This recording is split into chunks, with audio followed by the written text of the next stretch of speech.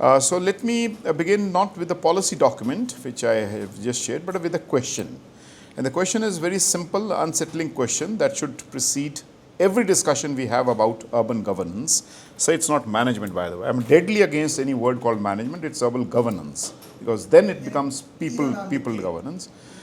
Planning or development. So we have about what urban governance, planning or development, but the fundamental point is whose city is it? That's what we try to define in Kerala, and not whose city ought it to be in some distant future. Of course, that is utopian future we just saw, but whose city is it now in its daily functioning, in its spatial organization, in its political economy, in its plans that get made, and its plans that, of course, we know get buried.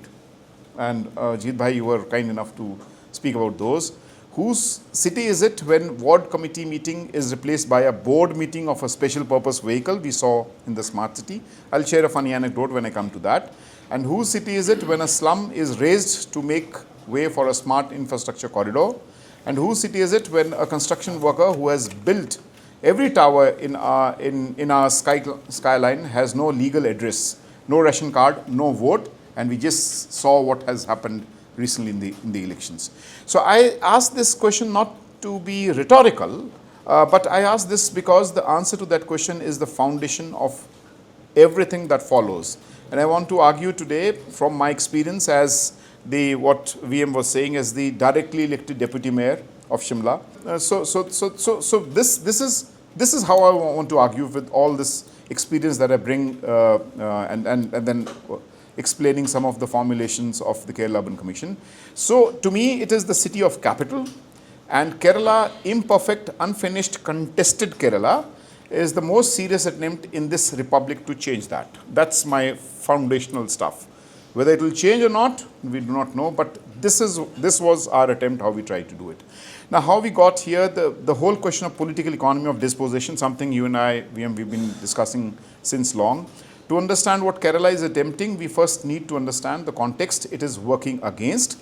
And this is something, please bear me, because that's the lens I use and that's the ideology I come from.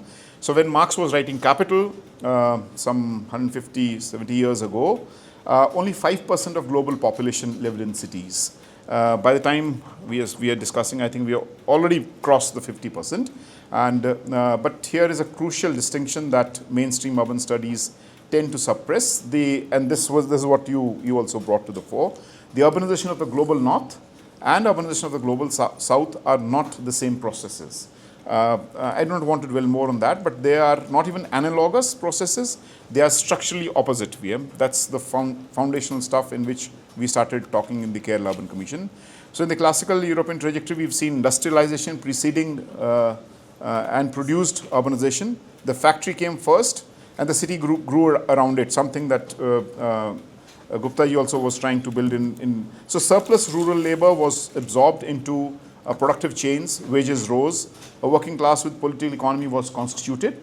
That agency, through struggle, through trade unions, through the welfare state that we've seen in the past, wrested certain rights from capital. Dada, those rights are gone. Those rights doesn't exist anymore. So what is happening in India is, and across the global south, is the inversion of this logic. And our cities are not growing because factories are hiring. In fact, it's the reverse. Our cities are growing because the countryside is expelling them. And agrarian distress, ecological collapse, what you pointed out, Jeet Bhai, the near total absence of rural non-farm employment, these are pushing millions into cities that have no productive place for them. India's cities are not centers of capital accumulation through production. That's what you and I have been talking about. They are sites of primitive accumulation through dispossession, something that Marx talks about in some of the early formulations. Primitive accumulation through dispossession of land, of commons, and of rights. So Marx foresaw, of course, part of this in his concept of relative surplus population, something that is very close and something that that's why I generally do not use the term informal sector. There's nothing called informal sector. All is part of the formal capitalist sector. It's just the relative surplus population that exists in a system, the reserve army of labor that capital needs, not accidentally, but structurally. So it's not accident, it's structure. Capital requires the unemployed and the precariously employed to discipline those who are in work. That's what you were trying to mention. To to keep wages suppressed, to extract maximum surplus value, and those still inside the production cycle. This reserve army, Marx argued, is not a failure of capitalism, like many believe. It is its lifeblood. And so moving from what Marx could not fully anticipate, and what Yanis Varoufakis and I, we were together in the BRICS conference in Moscow, and Yanis has further theorized in his recent work, which we must read in the urban spectrum, called techno-feudalism, is the emergence of a system in which profit is replaced by rent, and even non-work becomes a source of extraction. So there's a new transition that we are witnessing in the cities.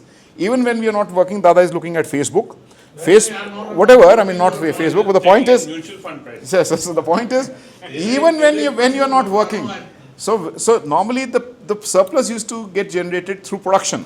This is a new system where you are not part of the production system. When you're not doing anything, you're scrolling down the Facebook and still you're generating surplus. So this non-work becomes a source of extraction. Today through digital, and I do not want to go into those details, there's phenomenal data one can go through how, if 30% of the liquidity is sucked from the market just because of digital capitalism, we can understand what does it mean. Kerala is it can't be divorced from this reality. That's why I'm just bringing this political economy to the fore. So today through digital capital platforms, gig work, through surveillance apparatus of the smartphone economy, Indian urban workers are doubly trapped. Offline, they are Marx's surplus population, disposable but necessary. Online, they are what Yanis Varoufakis calls cloud serfs, generating value for platform monopolies through every click, what I just mentioned about Dada, every transaction, every data trail. Whether they work or not, they feed capital's appetite. This is something we try to hit in the Kerala Urban Commission, and there's a purpose why I brought this. This is the landscape against which we must place our urban governance debates. When we talk about the 74th Constitutional Amendment, when we talk about decentralization, when we talk about democratic local governance, we are not talking about administrative tidying up. There's nothing untidy or tidy. This is something more than that. We are talking about a political contest for the city. And this is, what we have coined something new. Lefebvre, and then of course David Harvey brings this argument of right to the city. So Satish Kumar and I, we have gone further. We've said right to the city and right for the city. These are twin converge. Both the things are to be produced together. Right to the city of an individual and right for the city in the highly skewed urban financial architecture that we are living in. We have tried to address that also. So we are talking about whether the city will be administered for the benefit of those who extract value from it, or governed for the benefit of those who labor makes it run. 30 years we've seen since 1992, the 74th Constitutional Amendment was passed. On paper, a moment of democratic promise, and most of you may be knowing, but just to give you a reference, that this flows from the famous National Commission on Urbanisation, which was formed by Rajiv Gandhi and Charles Correa heading it. Because the reasons, the political reasons, the recommendations couldn't be taken forward. But however, the 74th Constitution emerged from there. 12 functions from urban planning to poverty alleviation were placed in the 12th schedule. A reservation for women and marginalized, we've seen how it has happened. But 3 decades, if you see, to be very honest, what has happened, the 3 Fs, what you're mentioning, Ajit Bhai, functions, functionaries and finances that were meant to be devolved to city governments have not been meaningfully transferred in most states. Urban planning remains captured by state-level agencies. Parastatals operate with autonomous, often unaccountable mandates within city territories. The mayor of a major Indian city controls a fraction of the budget that a similarly sized European city mayor could. I would just request you all to please go through Mahmood Mamdani's very recent tweet that we witnessed yesterday, and he said $12 billion was the deficit. Now imagine what $12 billion mean. That is something a mayor is commanding. Mamdani's son, you're talking about. So, yeah, sorry, so Ran Mamdani. Yeah, because I read his book, No Good and Bad Business. So that's thank you for correcting. Yeah, so yeah, thanks for correcting me. Mamdani is important, I think. Yeah, but you could get what I'm trying to say. So and they've said we brought it to zero. The deficit that we so But why such discussions are not taking place? Maybe when we get some time or in discussion, we'll try to bring it up. Otherwise, I'll just get quite anecdotal on that stuff. So I'll come to it a little later. So, but we've seen how KC Sivaramakrishnan, of course, the National Task Force, I was also a member, to review the very amendment, shared with me a very funny anecdote that captures the tragedy of our situation perfectly. And he asked, do you know, what a mayor of Mumbai wants to become? And I told him, because we were reviewing his, the answer was, Jitbhai, the mayor of Mumbai, who has some 6 member of parliaments, some 23 or 30 MLAs, wants to become, and a city of 20 million people, electing, of course, 20 plus MLAs and 5 MPs, cannot generate in its mayor an ambition equal to that of a state legislature, would like to become a state legislator. So that is not a personality failure, that's a structural indictment. That is the tragedy in which we are passing through. And then came, of course, the Smart Cities mission, sold to us as the answer to our urban crisis, as a technological leap that would transform our cities into global benchmarks.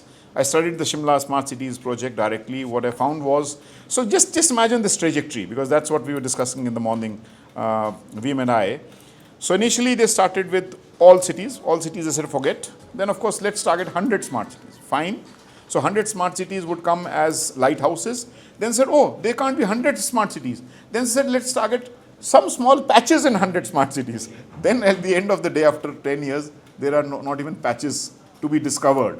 So that's the tragedy and what we found is that local elected bodies were systematically bypassed in favor of SPVs. And of course, we've seen the kind of completely anti-climate resilience infrastructure development that was done, cities that were never flooded historically, for example, Patna, because thanks to the smart cities infrastructure created, now we have Patna getting flooded. So this is not a bug in the smart cities model, it's a failure. The SPV structure is a deliberate circumvention of democratic accountability. It removes city budgets from the scrutiny of elected councils. It insulates project decision making from citizen pressure and creates two-tiered urban governance in which the elected body exists, but the real power sits with the technocratic vehicle accountable to no ward committee, no ward sabha, no public hearing. So in this book, what we released, what VM sir was mentioning about, a book called The City Limits and several essays within it, attempts to document that the beautification of our cities, the world-class aspiration, the smart infrastructure, these are not neutral technical processes, VM, pardon me for that. They are political processes that systematically exclude majority from urban citizenship while making the city more hospitable for climate, for capital. So we need to name this clearly. It is digital feudalism. And activists in this room, of course, know it, even if planners in their offices refuse to. Kerala's counter-experiment. Now I just want to come to there. Let me turn to Kerala, not to celebrate it uncritically. That's not what I'm trying to do here. I have been inside this commission for, of course, 2 years, more than a year. And I can tell you, it is a contested, unfinished, politically alive process. I again reiterate, VM, it's a contested, unfinished, politically alive process. But to examine it as the most serious attempt in post-independence India in any state to build an alternative urban trajectory. That one should be mindful of. Kerala's urbanization, as we know, is structurally different from the rest of India's, like what you find in Telangana. It's quite different. It does not urbanize through metropolitan density. That's not the way how it is happening. It urbanizes through what the commission, we have noted, has called the urban continuum. So it's a continuum, rural-urban continuum, a ribbon of semi-urban settlements where rice fields and apartment blocks coexist, where the backwaters and the broadband towers are neighbors, where the village and the town bleed into each other without a sharp boundary. What is it? So do I need to reiterate that? Yeah. Okay, fine. So this is basically the defining feature of Kerala's urbanization. By 2050, we have estimated that 80% of Kerala's population is projected to be urban. We do not buy the Niti Aayog because we had a demographer. The Kerala government, through the TOR, wanted to give to the Kerala government what would be the demographic patterns, because that's something very important when you are formulating an urban policy. They asked us for 25 years, we've given them for 100 years. So if you ask how the settlements are going to emerge and settle after 100 years, we have the figures because we had some excellent demographers working with us. And so this is, of course, a seismic shift. And unlike most Indian states, Kerala is not waiting for crisis to force a response. Basically ये है कि Kerala rurban है, 80% population हमने कहा है, और वो Kerala is not waiting for crisis to force a response. So it's set up in December 2023, the first state-level urban commission in India's history. I mentioned the Kerala Urban Policy Commission. 38 years after the National Commission on Urbanization under Charles Correa, as I mentioned, moved the chart on its own course. The commission conducted, now I just want to mention what has happened.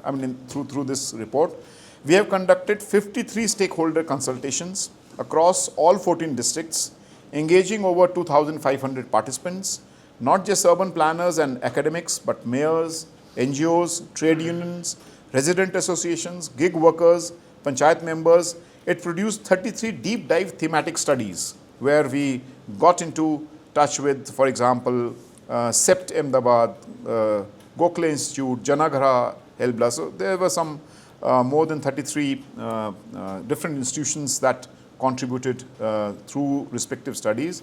And its final report, submitted, of course, on March 30, 2025, ran into some 2,300 pages. This is some 400 pages, but the actual report is 2,300 pages.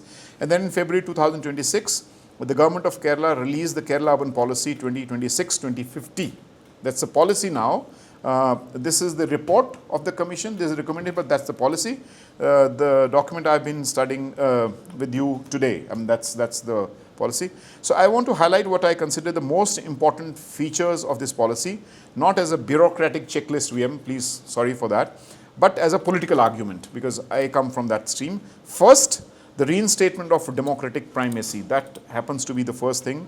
The Kerala Urban Policy explicitly builds upon the principles of sane committee, autonomy, subsidiarity, role clarity, complementarity, people's participation, accountability, and transparency. If you want, I would reiterate again: autonomy, subsidiarity, role clarity, complementarity, people's participation, accountability, and transparency.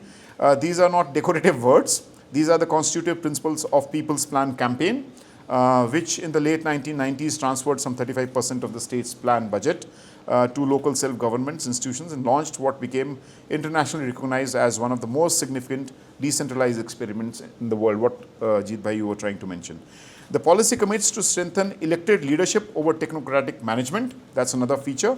It rejects the smart cities model's SPV instinct that special purpose vehicles were used must have a sunset clauses. They are to be transitional instruments until robust in-house capacities of urban local self-governments are institutionalized. Now, this is something. So we do not say completely no to the SPVs. We say SPVs under the municipal corporation. But then these instruments, robust in-house capacities you build, and you just get rid of that. Then the city can manage itself. This is not a small concession. It is a clear statement of direction. The city must return to its citizens. That's the second over the third. First, the second point is a reinstatement of participatory governance as architecture, not decoration. The policy mandates e-ward sabhas, digital platforms for citizen participation, not as supplements to existing processes, but as structural elements of the planning framework. It requires the citizen participation outcomes be documented and linked to project approvals. It institutionalizes social audits in developmental and welfare schemes. This is accountability with teeth, of course. For those of you who have worked in wards and neighborhoods, who have sat through meetings where community voices were recorded and then quietly ignored, this is a significant commitment, because we've gone to the aisle sabhas, neighborhood sabhas, not just the ward, but we've defined a neighborhood that comprises from 100 to 150 houses. Whether it is honored will depend, as always, on political will. The third is a frontal assault on the fiscal strangulation of local bodies. So one of the chronic pathologies of Indian urban governance is that ULBs have neither the revenue autonomy nor the financial competence to function as genuine self-governing institutions. Municipal revenues across India amount to roughly 1% of GDP. It's in fact 0.5% of GDP. The total intergovernmental transfers are not even 0.5%. Brazil 5%. Philippines 3%. I'm not even talking about China. 10. Maybe 10. Compare this to 6% in South Africa, 7% in Brazil. Our cities are revenue starved by design.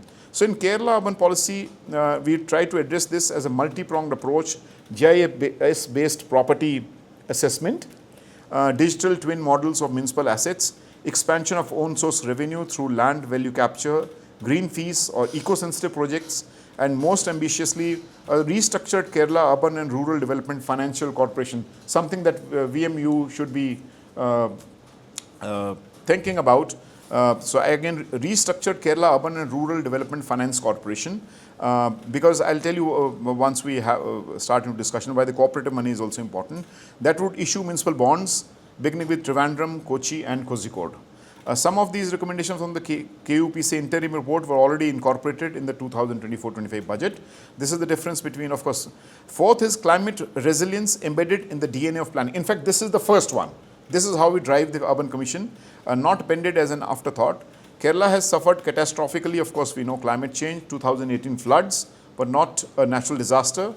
They were a political disaster, the consequence of planning that ignored hazard mapping, built in ecologically fragile zones, encroached on wetlands, and treated the Western Ghats as an obstacle rather than a life support system. So Kerala being sandwiched between the coasts and the Western Ghats, this is in fact one of the most ambitious driving forms in which we have tried to approach the Kerala Urban Commission.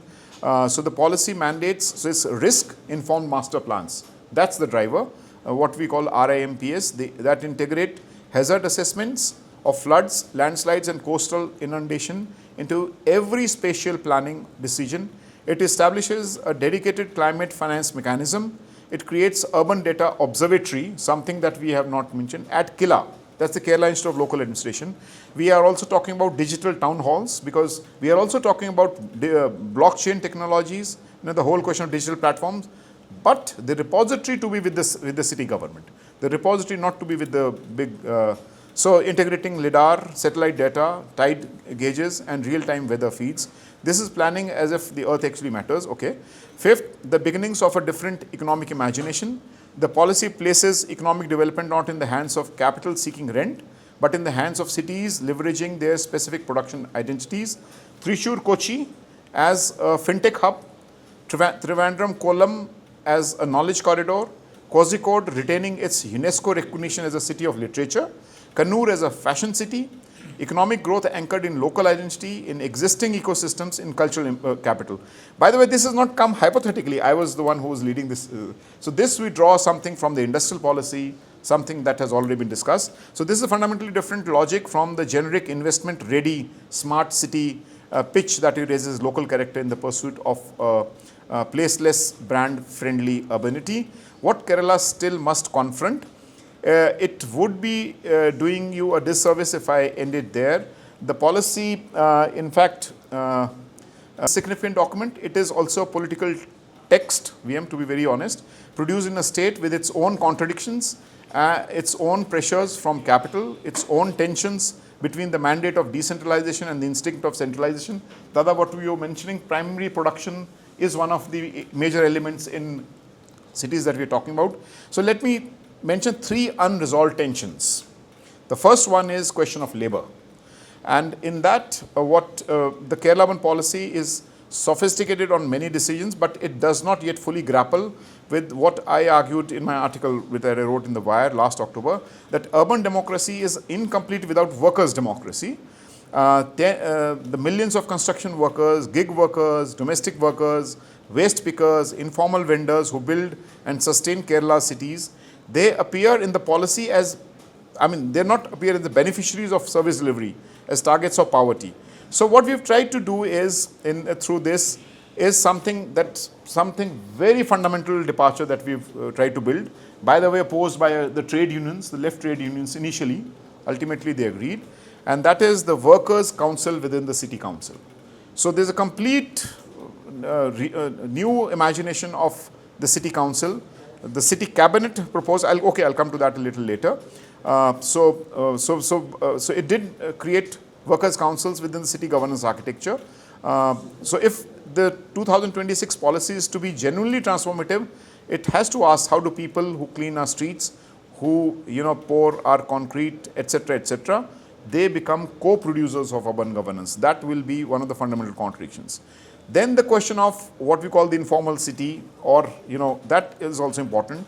If 40% of Kerala's urban population and a much higher proportion in many cities lives in such settlements, the policy speaks of affordable housing, of social protection, of poverty alleviation, but it is largely silent on the question of right of informal street workers and security of tenure, the right not to be displaced, the right to participate in planning decisions about neighborhoods. So I think that's another important question that needs to be addressed. And the policy, of course, relies heavily on digital governance, K-smart platforms, we have mentioned, urban data observatories, digital dashboards, performance-linked incentive frameworks, and they are inherently not bad. And this entire digital infrastructure, the repository of this infrastructure be with the city government. So, and question is, who controls the data? Who decides what is measured and what is made invisible? And that's where, of course, we've seen the Barcelona Decidem model, a digital platform generally. So in Kerala, we've tried to push for that. I mean, how do we build those blockchains? So from Kerala to the Republic, what is generalizable? What can be generalized? Because Kerala policy exists in a given context. So what can be generalized is, I think, first, a method. So the KUPC in India's first state-level urban commission, of course, it showed that it is possible to undertake a rigorous participatory, evidence-based 25-year urban planning exercise that is not a project of the World Bank, that is not a JNNURM compliance exercise, not a national scheme with conditionalities attached. It is a state exercising its constitutional authority over urban development. So which, let us remember, is a state subject to produce a framework genuinely tailored to its ecological, demographic and political realities. So other states can do this. Of course, the Himalayan states can do it. That's the first thing. The second is the fiscal argument that we've tried to mention, that can be generalized. The whole question of municipal bond framework, the green fees, the land value capture instruments that KUPC recommended. These are not exotic innovations. They are standard tools in the toolkit of urban finance in comparable countries. What has prevented their adoption in India is not technical incapacity, but of course political will and also complete reimagination of the urban finances. This will give local bodies genuine fiscal autonomy. The third is a planning philosophy. So what is it that can be generalized? The shift from reactive project-based urban management to long-term strategic spatial planning, from master plans that gather dust to adaptive planning frameworks integrated with real-time data and climate risk assessment. That is not a Kerala-specific luxury. Every Indian city that is currently watching its wetlands be converted into hillsides, be cut, its floodplains be built upon, needs this desperately. The fourth and finally, what can be generalized is a political argument. And the most important one being that the city can be a site of democratic self-governance, not just market management, that elected bodies can be strengthened rather than bypassed. So instead of giving, some framework minus the 74th Constitutional Amendment, there are 3 Fs that can actually be devolved. The poor, the worker, the migrant, the informal settler, that these can be citizens of the city rather than its perpetual outsiders. And I think that is all I would like to state. For details, one can go through. So I have tried to go into the methodology, the processes that we unleashed, the way in which we arrived these realities, and in a given context, but something that can be also generalized. Thank you so much.